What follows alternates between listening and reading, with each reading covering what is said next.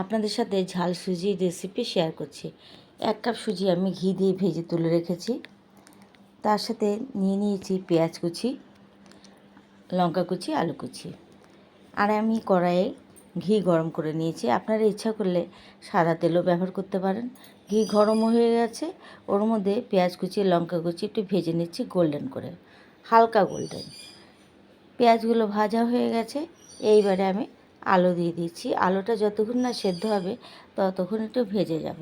আলুটা কিন্তু খুব ছোটো ছোটো করে কাটতে হবে। এইবারে পরিমাণ করে নুন আর হলুদ দিয়ে দিচ্ছি। ভাজা সুজিগুলো দিয়ে দিলাম।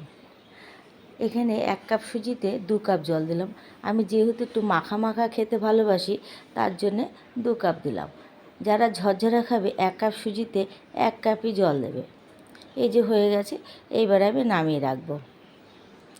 এইভাবে ঝাল সুজি খেলে খুব ভালো লাগে খেতে। এই যে নামিয়ে রেখেছি।